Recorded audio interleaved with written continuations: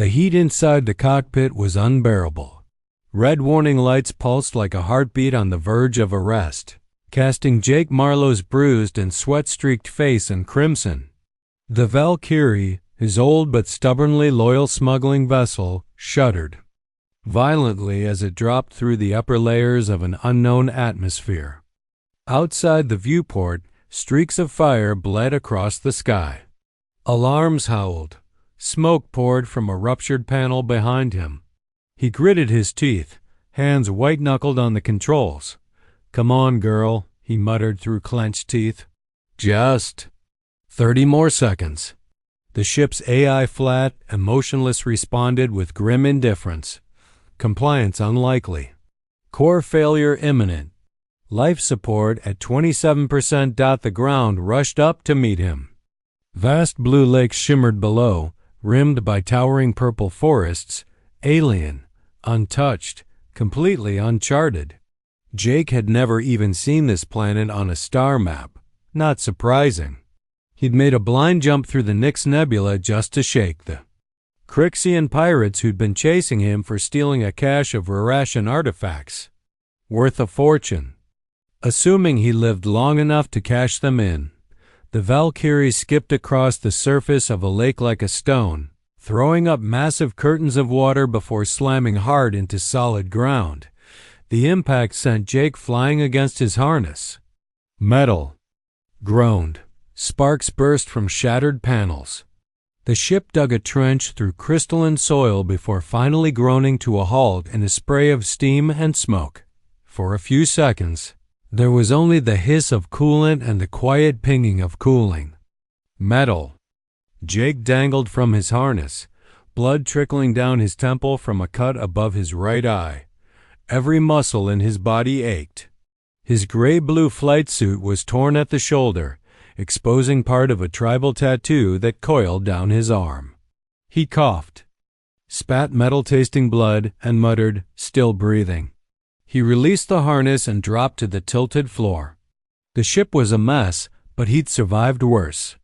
Gathering what supplies he could, blaster, medkit, scanner, and a ration pack, stepped down the warped ramp into a world unlike any he'd seen. The air smelled like cinnamon and charged ozone. Above him, two suns hung in a lavender sky, one large and orange, the other small and blue, surreal. Breathtaking. His boots crunched over strange glass-like vegetation that cracked and tinkled beneath his steps. The scanner beeped softly, no threats, no radiation, breathable atmosphere. Small mercies. About a kilometer out, jagged rock formations rose like a spined ridge above the forested basin. High ground. He set off, the climb steep but manageable. Sweat stung his eyes by the time he reached the top. What he saw from the ridge made him stop cold. A perfect geometric shape broke the horizon, an enormous pyramid, glowing faintly in the dual sunlight. It shimmered like metal soaked in oil, its surface rippling with shifting colors. Not natural, not abandoned either. His scanner lit up with strange energy readings unlike anything he'd logged before. "The hell is that?" he muttered, raising the scanner. A sudden beep movement. Behind him. He spun, blaster drawn in one smooth motion, but froze mid-aim. 10 meters away stood the most arresting being he'd ever seen. Female. Humanoid. Skin the soft blue of moonlight on still water. Long silver-white hair cascading past her shoulders. Eyes large, luminous, and softly glowing from within. Her form-fitting suit shimmered as though woven from living light. She radiated calm, beauty, and something else, power held in restraint. She didn't move. Didn't flinch at the weapon. "You crashed?" she said in perfect English. Her voice melodic with an accent that danced at the edges of recognition. "Are you hurt?" Jake narrowed his eyes. "You speak my language?" Her lips curved into a smile, not coy, not threatening, just knowing. "I speak many. Your ship's identification broadcast before impact." Jake Marlowe, her eyes skimmed over him with open interest. You are very far from home. Yeah, Jake said, keeping his blaster ready. And you're just a friendly local who happens to speak Earth standard? Hardly local, she replied. My name is Aaron. He studied her warily. Her energy signature was setting his scanner into a soft, jittery loop, something it only did near unstable tech or unclassified power sources. You're not entirely organic, he said. Her gaze flickered briefly, a crack in her calm. I am Salarian, she said quietly.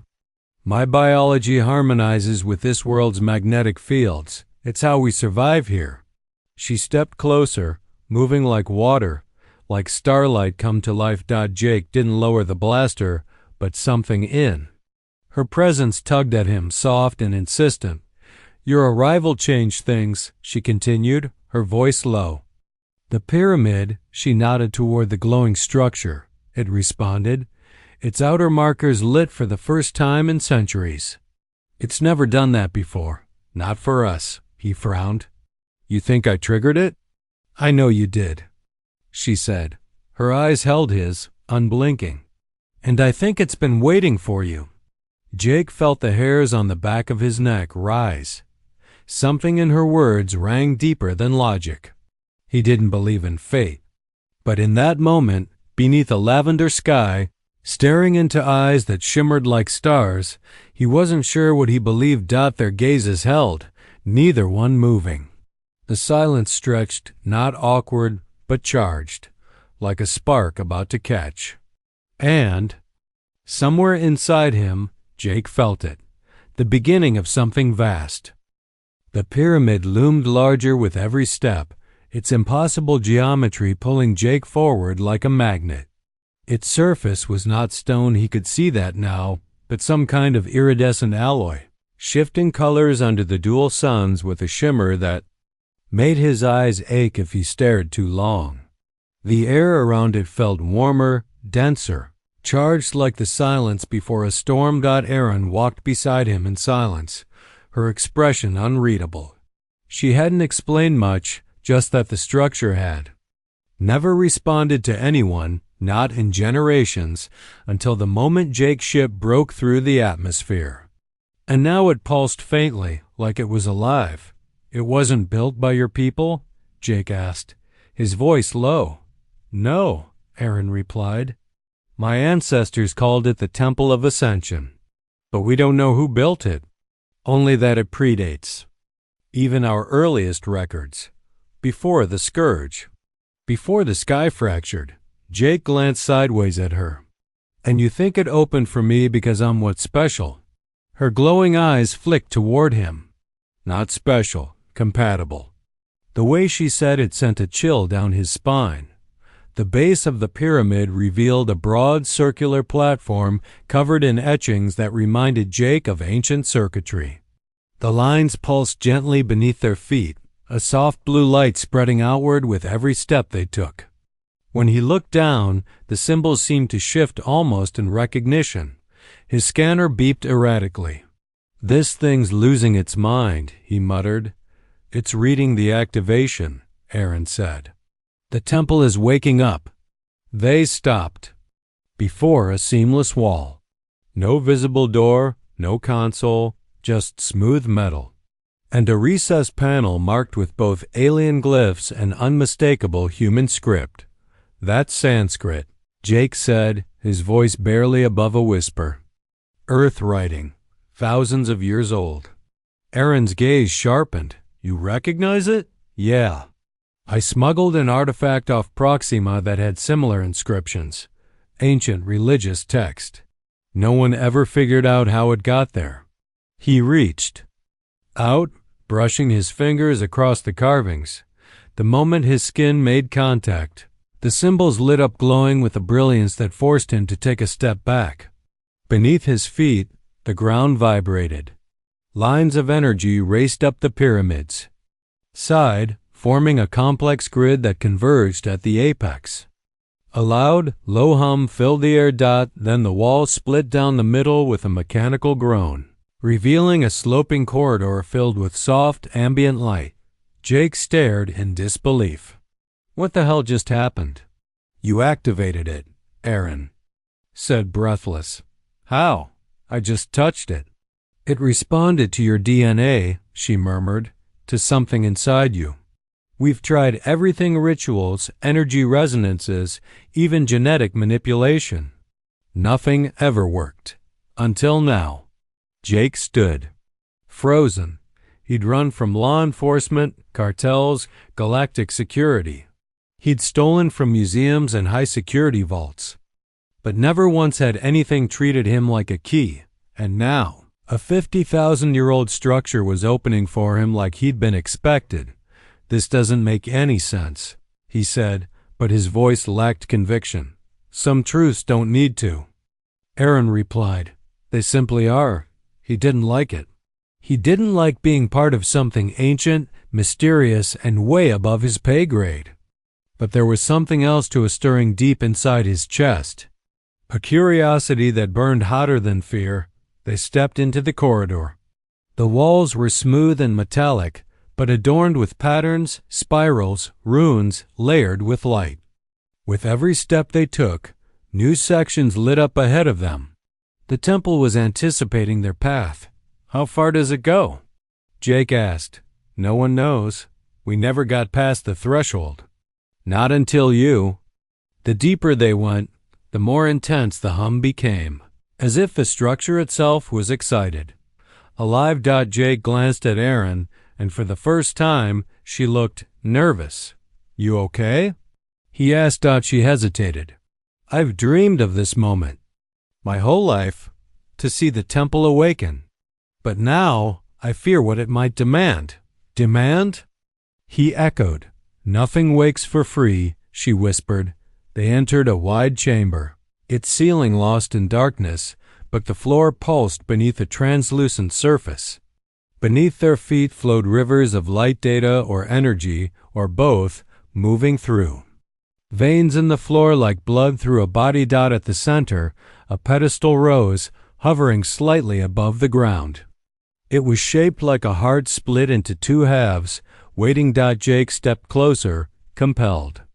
His scanner beeped, then shorted out completely. That's never happened, he said. Aaron single quotes. His voice was barely a breath. It's reading you, adjusting for you. Suddenly the chamber went still. The lights dimmed, the humming ceased, and the silence fell like a weight. Then a voice, deep, ancient, and not quite human, echoed through the chamber. Guardian signature confirmed. Forerunner bloodline detected. Activation sequence initiated. Jake staggered backward. Nope. What the hell does that mean? Aaron's eyes widened, glowing brighter. It means you're not just a visitor, Jake Marlowe. The pedestal opened slowly, revealing a glowing orb of energy suspended in the air, rotating with symbols Jake didn't recognize, but somehow understood. He took a shaky breath. What is that? The first key, Aaron said. And the beginning of everything. The chamber rumbled, and deep below, something ancient began to stir.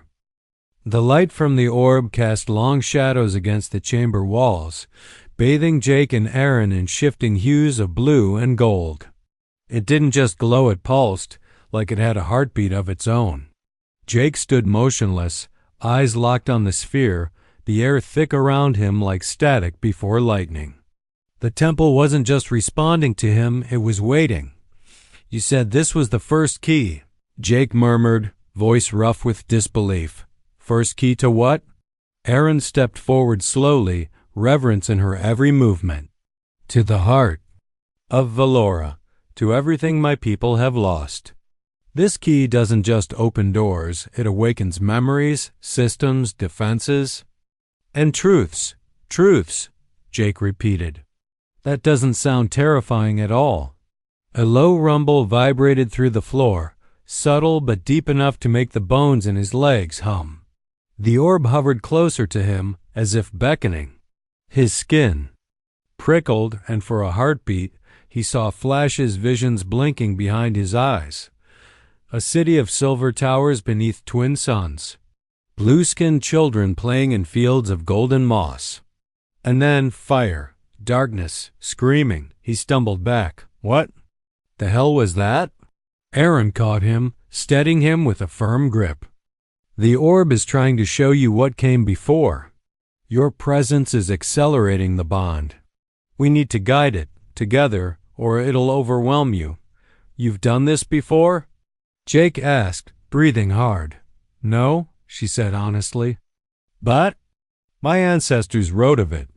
Of a human who would come when the stars aligned again. A descendant of the Forerunners. Someone who could unlock what they sealed. Jake stared at her, sweat beating down his temple. You're saying I'm some kind of galactic messiah? No, she said gently.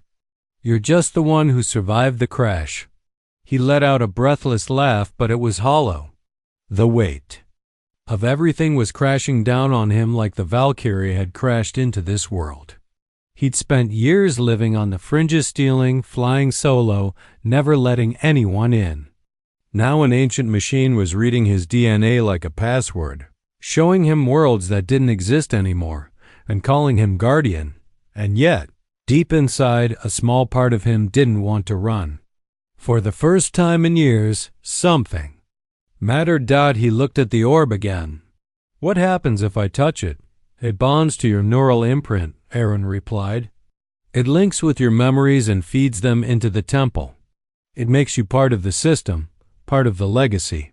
And if I don't, then everything stays locked. Valora remains dying. The scourge stays dormant for now. There it was again, that word. The scourge. What exactly is the scourge? Jake asked. Aaron single quotes as face darkened. A parasite that consumes not just bodies but minds. It came from beyond this galaxy. It infects technology, life, ecosystems, feeds on everything until nothing remains. The Forerunners built the temples as shields. Each one contains a piece of the heart. Together, they created a network that could resist the scourge. Resist, Jake echoed. Not destroy? She shook her head. They tried, and failed. His hand hovered near the orb. His skin tingled, hairs standing up as if something in the sphere recognized him already. One thought looped through his head, louder than fear. I can't undo this once it starts. You should know, Aaron said quietly. Once you're bonded, the temple will never release you. You mean I'm trapped? Not physically, she said, but connected, always.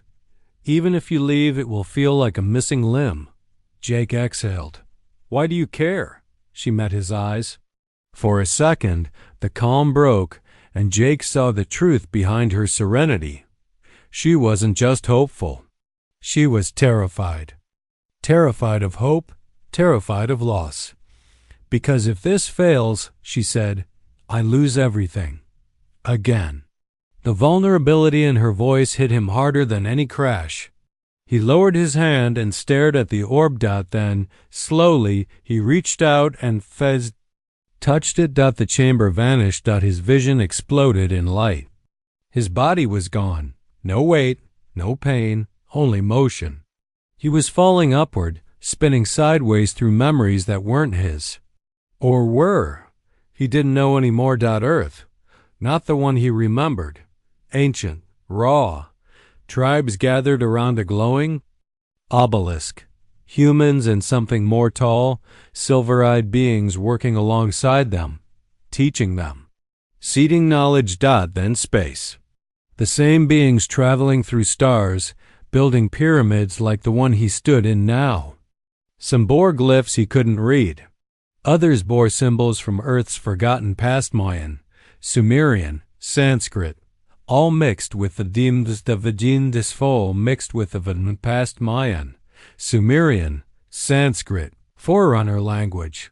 He saw a younger version of himself, or someone with his face standing in a chamber of fire, placing a glowing orb into a socket and saying words he didn't understand. Then everything burned. Screams. Blue planets turning black. The scourge spreading like rot. And finally, an explosion of white light. Jake awoke on the floor of the chamber, gasping, covered in sweat. His limbs trembled. His shirt stuck to his back. The orb hovered beside him, its glow now softer, slower like. A pet that had imprinted on him. Aaron knelt beside him, eyes wide. "You saw?" He nodded. "I saw too much. You're linked now. To the network.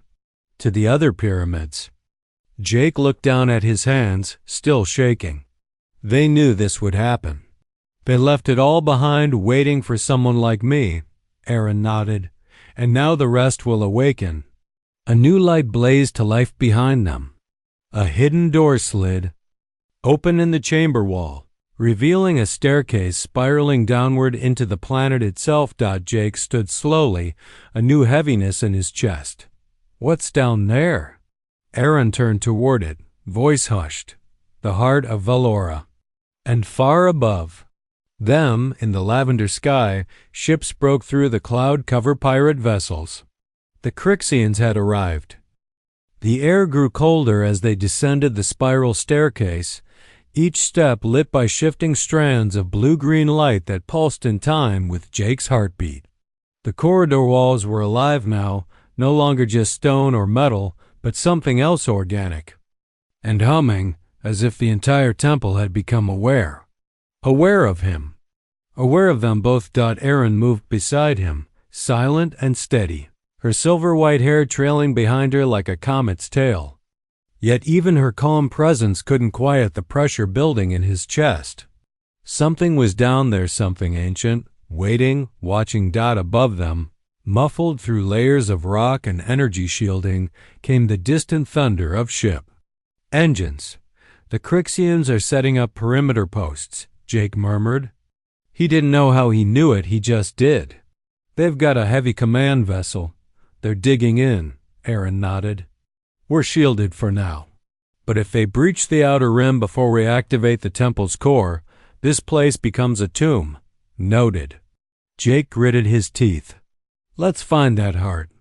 As they reached the lower chamber, the space opened into a vast vault unlike anything Jake had seen before, even in the most protected black market vaults on the rim. A spherical room stretched out around them, walls lined with fluid architecture that shifted as they approached, as though adjusting to their presence. The dome above was transparent, showing the alien sky beyond, now streaked with shadows of approaching ships. And at the center, floating above a crystalline pedestal, was the heart. Not a machine, not exactly, not a relic either. It was alive. A pulsating orb of energy, shifting between gold, green, and deep cerulean, as if it couldn't decide which reality to exist in. The moment Jake entered the room, it turned toward him, no movement, no sound, but every molecule in his body felt. It focused. Aaron inhaled sharply beside him, her eyes luminous with reverence and fear. "This is what our ancestors gave everything to protect." Jake took a slow step forward. The orb responded, floating lower, its glow warming. His limbs tingled. His thoughts echoed strangely in his mind, as if something was listening, reflecting. "It's scanning me," he said, his voice distant. "It's more than that," Aaron whispered. "It's inviting you." The pedestal flared with light, revealing two impressions shaped like hands. Not one, but two. Jake turned to her. "It needs both of us." Double quotes. Aaron hesitated. "My people never completed the ritual. Only a true descendant of the Forerunners can trigger the core, and even then, the bond must be shared." "Shared?" Jake asked. "You mean a neural link?" Aaron's voice was quiet, almost trembling. "Deeper than that. Mind, body, soul. Only when the two energies harmonize can the heart be safely activated. It's called the binding." He stared at her. "You're talking about permanently connecting our lives." She nodded. "Yes." He paced away from the pedestal, running a hand through his sweat-matted hair. "So this is a package deal. If I want to save the planet, I have to fuse my mind." "With a stranger?" Aaron met his gaze. You already know we're not strangers, and she was right. The connection had been there from the moment they met. It wasn't just attraction, it was something deeper. Like their energy signatures had already aligned. He'd felt it when their hands brushed, when she spoke his name. When the temple responded to both of them at once, he stepped toward her, placing his hand gently over hers. What happens if it fails? Then we both die, she said, and the temple collapses. Valora dies too. A pause, so no pressure. Jake muttered. She smiled slightly. You're still making jokes. That's a good sign. If I stop, I panic, he said. Besides, this isn't the weirdest first date I've ever had. Erin's laugh was soft and musical, but the moment didn't last. Her expression sobered as she turned toward the heart. When we touch it together, the temple will attempt to merge our consciousnesses. You must be willing, or it will reject us both. Willing, Jake repeated, voice low. What if I'm terrified? Then you're human, she said, squeezing his fingers. But do it anyway. They stepped forward in unison. The light of the heart intensified, casting their joined silhouettes in long shadows. They raised their hands. The impressions in the pedestal glowed brighter. And then they pressed down. The world shattered. Light engulfed them, blinding and warm. Jake's mind exploded outward, 1,000 memories breaking free, only to be caught and braided into something else. Erin's memories, her childhood among the mountain lakes, her first time seeing the stars from orbit, her sorrow at watching her world die. He felt her fear, her wonder, her strength. And she felt him, his anger, his loneliness, his longing to belong somewhere, to matter. They were inside each other's thoughts, but deeper than thought, feeling what the other felt, without filter or shame. No lies, no secrets. The heart pulsed once, twice, then locked them together, with golden threads of energy that tethered their spirits.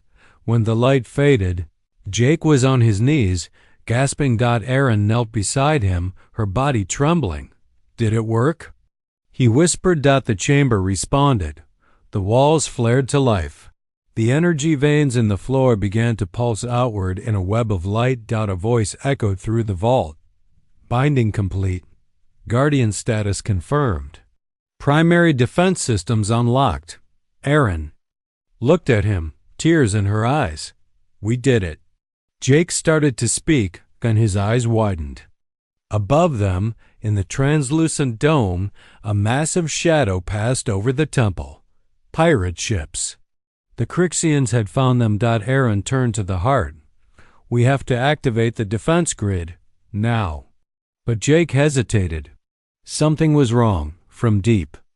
In the temple's memory now, partly his, came a warning. Something else was waking. Not the pirates. Not the heart. Something beneath it. Something that shouldn't be touched.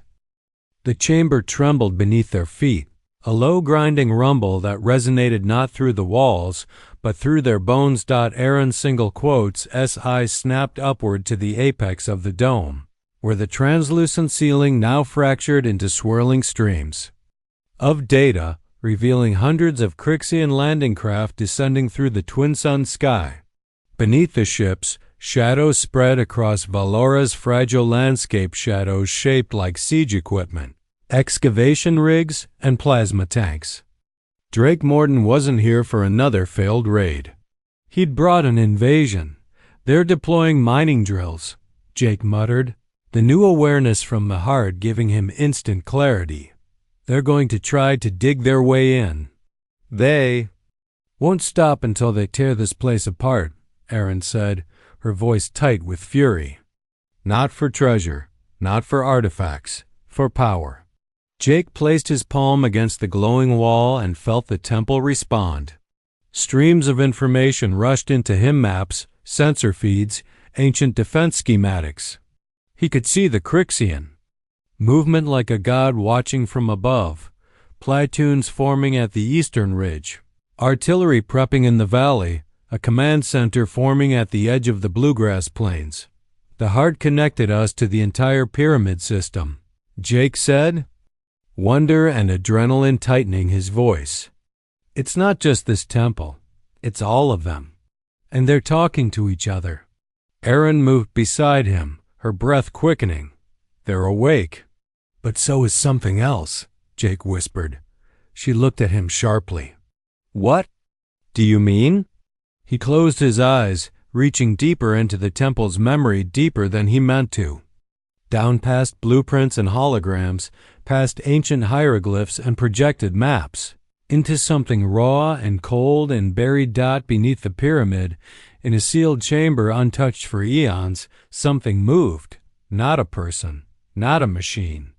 Something that pulsed, with black energy leaking through cracks in reality. A void with intent. Something's been locked away down there, Jake said, opening his eyes. It's not just the heart that was dormant. They buried something under it. The scourge? Erin whispered double quotes no, Jake said slowly. Worse. The thing that made the scourge, she paled. That can't be. It's waking up, Jake said grimly. When we bonded with the heart, we didn't just activate the defenses. We sent a pulse through the entire Forerunner network. It knows. Erin backed away from the wall, her voice low. We need to seal it again. No time. Jake turned to her, the temple systems, flickering across his vision like augmented overlays. Morton's flagship just powered up a quantum bore cannon. One shot through the main spire, and this place cracks open like a shell. A tremor shook the chamber, dust raining from the ceiling. Erin grabbed his hand. Come with me. There's a control chamber above. We can route the defense grid and activate the sentinels from there. They sprinted through the corridors, their movements synchronized without a word. The bond between them, forged in the Famtine. Heart's light now acted like a sixth sense. Jake felt Erin's urgency, her fear, her courage. And she felt his instinctive battle readiness, honed through years of running and fighting and never quitting. They reached the control chamber, an expansive dome with panoramic views of the surrounding landscape, now crawling with Crixian forces. Across the valley, Morton's command ship loomed like a predator. We have 30, maybe 40 minutes before they fire, Jake said, activating the interface. Symbols raced across the panel before shifting into English. How many defense options do we have? Erin asked. Jake's single quotes S fingers flew. 10 drone squadrons, 2 orbital disruptor beams, and a perimeter shield. I can route power into a defensive blast, but it'll drain the core fast. Use the drones first, she said. Buy us time. The sentinels activated with a shimmer of blue light. Sleek metallic orbs rose from concealed chambers in the hambars. Pyramid's outer shell and surged outward in formation 10, 20, 50. They moved with eerie precision, surrounding the temple in a dome of whirling protection. From the command deck of Morton's ship, energy flared, an aggressive scan. Beam, they're testing our shield integrity, Jake said. Next scan will be a targeting lock. Erin stepped closer. We need to push them back. Not just defend, warn them. Jake nodded, loading a communication burst. A holographic channel opened. Morton's scarred face filled the screen, his eye implant whirring as it adjusted to the temple's light. Well, well, Morton sneered. Never thought I'd find you hiding in a religious ruin, Marlowe. You gone native? Jake didn't blink. You fire that cannon, and you'll wake something none of us can put back to sleep. Morton chuckled. Spare me the ghost stories. That temple's worth more than 100 lives. I'm taking it. Erin stepped into frame. Then be ready to lose more than your crew, Morton. We're the new guardians of this world. And we're not leaving. Morton's face twitched. You bonded? He hissed. So the stories are true. You still have a choice, Jake said. Turn back. We'll let your men live. Maybe even help restore your broken fleet." "You forget who you're talking to," Morton growled. "I destroy what I can't possess." "The connection cut. He's charging the cannon," Jake said. 22 minutes. "Route the core energy to the disruptors," Aaron said. "We'll disable his engine pods. Trap him here." "Doing it now," Jake replied. But as the sequence initiated, the entire chamber shuddered violently. Not from weapons fire, but from below. A scream. Distant, not human, not animal. It crawled up the walls like frost. The temperature dropped. 10 degrees in seconds. Aaron turned pale. "It's breaking free." Jake checked the temple systems. Alarms everywhere. Seals weakening. "Energy spikes in the subvault. If we drain the heart to defend the temple," he said slowly, "we might not have enough power to reseal the deep chamber." "Then we choose," Aaron whispered. "Save the surface. Or contain what's beneath." Another tremor. A crack appeared in the floor, small, glowing with black mist. "They had minutes. Maybe less." Jake looked at her. "We stop Morton and the pyramid falls. We protect the temple and Morton takes the world. Or we find another way," Aaron said, gripping his hand. "We didn't come this far to let fate decide." He met her gaze, and for the first time since they'd touched the heart, he felt it. The answer wasn't one or the other. "We merged the protocols," he said. "Use our bond to override the system. Draw power from us instead of the core." Aaron stared at him. "It could kill us." "Better than killing everyone else," she nodded once. "Let's do it." They stepped forward together, hand in hand, and pressed their palms to the central interface. Energy erupted around them, brighter than before. This time it wasn't the heart reaching out. This time they were reaching back. The world fractured around them, not in pieces, but in dimensions. As Jake and Aaron pressed their palms to the interface, the control chamber lit with a force that shook the mountain beneath them. Lines of energy exploded outward from there. Hands, not just invisible light, but in something deeper, ancient frequencies the Forerunners had called soul harmonics. The temple responded with a soundless roar. Across its entire network, dormant circuits reignited. Ancient logic trees blossomed. And then beyond the code consciousness, awakened. They weren't just controlling the pyramid anymore.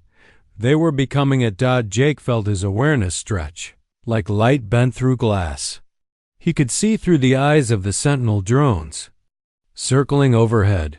He could feel the tension in the air around the mountain, the pulse of pirate boots hammering alien soil. He could taste the radiation swirl of Morton's cannon preparing to fire, but more than that, he could feel Aaron. Not just her thoughts, not just her fear or her hope, but the very pattern of her soul, her memories, the melodies her mother used to sing. The moment she first saw the stars as a child and cried because they looked so lonely. Every part of her that had ever ached, ever dreamed, ever longed for home, he felt it, as if it had always been a part of him, and she felt him. The ache of 1,000 starless nights spent drifting in stolen ships. The quiet rage of being nothing more than a tool to others. The yearning to matter. To choose love over survival for once in his goddamn life. The interface around them changed. Symbols rearranged. Colors inverted. New options unlocked, ones that hadn't been available even when they first bonded. Protocols unlocked. A voice echoed, no longer cold and mechanical, but warm, layered with countless ancestral voices. Merged consciousness recognized. Dual guardian override active. Aaron opened her eyes. They glowed brighter now, threaded with gold. It worked. Jake nodded, breathless. But we've got less than 10 minutes before Morton fires. He scanned the new interface. A command blinked resonance pulse. It would disable Morton's weapons without draining the core, or opening the sealed vault beneath. But it came at a cost. To fire it, we give up our bond to the pyramid, Jake said quietly. We'd lose the network link. We'd still be guardians. But no more access to the heart's deep functions. Aaron's lips parted. We'd lose our connection? Not to each other, Jake said quickly. But the temple would? No longer see us as its source. It would shut us out. We'd be free, she whispered, but the temple would sleep again. They stared at each other, the decision falling between them like a blade. Outside, the earth quaked. A sensor pinged. A direct lock from Morton's cannon. Aaron reached forward. I choose us. Jake grabbed her hand. Wait, there's one more option. He pointed to a secondary command buried deep in the ancient code. Retransmission. We. Send a pulse, he said. Not just to Morton. To everyone. Across the galaxy. To every remaining temple. To every forgotten seed world. Aaron's eyes widened. Awaken them all. And let them know the Guardians have returned. It could change everything, she breathed. Reunite species. Restore the network. Call the lost civilizations home. It could also attract the Scourge, Jake warned. They'd know the system is live again. But it's worth it, she said. If there's a chance we can reclaim what was lost. He stared into her eyes, luminous and fierce. Together, always. They placed their hands on the second command. A soft chime filled the room. Resonance pulse initialized. A surge of golden light raced up the pyramid's core, firing through the apex in a brilliant column that lit up the entire sky. Morton's flagship, moments from firing, reeled as its targeting systems crashed. The resonance disabled its fusion core without detonating it. Across the battlefield, pirate ships fell silent. Their weapon systems shut down. Even their long-range communications went dark, but the pulse didn't stop their dot beyond Valora's orbit. In the black of space, ancient relay beacons reactivated silent for millennia. The golden pulse jumped from one to another like lightning, running through the veins of a long-dead Titan dot on a moon orbiting Alaris Prime. A buried Forerunner vault flared to life. In the ruins beneath the ice of Veritas 4, a long-dormant pyramid shook off its slumber. On Earth, in a forgotten desert buried beneath the Himalayas. A single eye opened within a temple no human had entered in 10,000 years. The network was awakening. And far away in the deepest corner of the void, a shadow stirred. Not the Scourge. Not yet. The one that made the Scourge. Jake and Aaron collapsed to their knees, gasping, the feedback receding. Their bond to the heart was fading, but not their bond to each other. Golden threads still linked them, not through circuitry, but through something older, deeper. Chosen. A voice echoed in the chamber once more. Not the system, but the temple itself. You are no longer servants of this place. You are stewards of its legacy. Walk the stars, carry the light, and beware the silence that follows the signal. Aaron looked at Jake. Did you hear that? He nodded. I don't think it was meant just for us. The ground above them shook violently, but this time not from ships or cannons. The vault below had cracked. The ancient seal was failing. Jake and Aaron looked toward the corridor that led downward. The glow of black mist beginning to seep into the edges of the control chamber. We lit a fire, Jake said, standing slowly. Now we see who comes to chase the smoke. Aaron stood beside him, calm, resolute. Then we hold the line, until help arrives. Or until we fall. A rumble echoed like 1,000 distant voices screaming in chorus. The door behind them slammed shut, locking the control chamber. And somewhere deep below the surface of Valora, the Dark One opened its eyes. The scream that rose from beneath the temple wasn't sound, not in the way Jake understood sound. It was pressure. A vibration of hatred so pure it had shape, weight, and temperature. The very walls of the control chamber flexed inward as if trying to retreat from what had been unleashed. Jake stood at the center of the room, arms spread wide, steadying himself against the rippling energy. Aaron stood beside him, her skin glowing a deep sapphire under the pulse of rising darkness. They weren't bonded to the pyramid anymore, not fully, but something in them had changed forever. They could feel the threat now, not with sensors or scanners, but with instinct. The way prey senses a predator before it emerges from the trees. "It's here," Jake said, his voice low and even. "It was sealed before the temples were even built." Aaron nodded slowly, her eyes reflecting the shifting storm outside. "This is older than the Scourge, older than Valora. The builders feared it enough to tear holes in space just to bury it. They felt it climbing now. Not a beast, not a monster in a traditional sense, but a presence. Ancient, deliberate, and incomprehensible. The Dark One didn't want territory or conquest. It wanted UNMAKING. Outside, the Crixian army panicked. Their ships, freshly rebooted after the pulse, tried to lift off only to find their engines choked by interference. Systems scrambled. Gravity twisted. A ship rose 10 feet, then imploded as its own hull bent inward. Others simply froze in mid-air, held aloft by invisible pressure. Morton's flagship split in two before it even fired. No blast, no heat, just silence. Perfect, deadly silence. "The temple's outer defenses are gone," Jake said, reading the final flickers of the interface. "It's in free fall. We have minutes." Aaron turned toward him. "We still have the pulse codes. The heart's drained, not us." For a heartbeat, Jake met her gaze. And he understood. Not through logic, not through any Forerunner code or ritual, but through the connection that still tethered them across their fading bond. They were the last channel left, and they still had one shot. He moved to the interface, fingers trembling.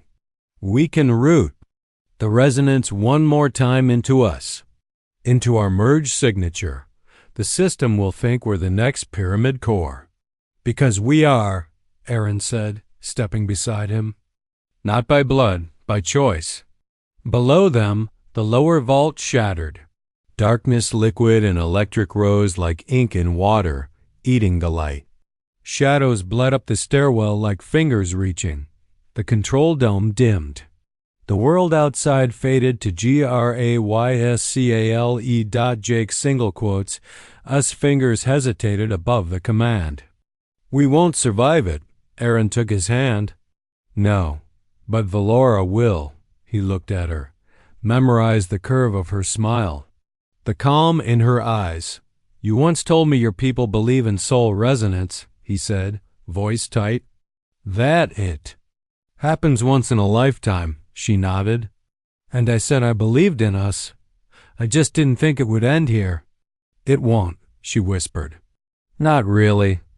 They kissed deeply, desperately, before placing their hands one final time on the ancient pedestal, the chamber filled with a golden light, not from the heart, but from them. A new kind of pulse began, one born of love and sacrifice. Energy raced down through the pyramid, bypassing the broken systems, flowing into the ancient foundation beneath the temple. It wrapped around the dark presence, not attacking, not resisting, but isolating it, containing it with something it didn't understand. Unity. The ground quaked so violently it cracked the ridges outside. Twin beams of golden light burst from the sides of the pyramid, shooting into orbit, linking with beacons across the system. The Dark One screamed, its pressure folding in on itself, trying to escape. But there was no escape. Not from two souls who had already given everything. And then, all at once, silence. Not emptiness. Peace. The temple fell quiet. The control chamber lights dimmed to a soft blue. Vines of golden circuitry snaked across the walls, pulsing in slow rhythm. At the center of the room, where Jake and Aaron had stood, was now a glowing sphere, two intertwined threads of energy, Slowly circling one another, pulsing with quiet warmth, the doors slid open. Valerian recovery team stepped inside. Blue-skinned figures with wide eyes, scanning with instruments. One knelt before the sphere and wept. The Guardians had passed, but the essence of their bond remained. The temple was alive again, not just as a fortress, but as a memory, a beacon, a promise. Weeks passed. Then months. Under the guidance of the temple's new consciousness, the world of Valora bloomed again. The skies cleared, waters healed. Alien. Flowers bloomed in glassy valleys. New generations of Valerians walked paths of light carved by a smuggler and a dreamer who had become more than either. And then, one day, a signal pulsed through the network, a message from Earth. Not words. Not language. A feeling. Recognition. On board the first diplomatic ship from Earth, a young scientist watched the message unfold across her console. She gasped as two intertwined pulses of golden light played across her screen. She didn't know their names. But she whispered anyway, "Thank you." Far above, from a place beyond understanding, two threads of consciousness drifted through the stars, no longer flesh, no longer alone. And wherever life dared to bloom, wherever hope flickered against the dark, the story of Jake and Aaron would awaken like starlight. A love that saved a world. A signal that healed the stars.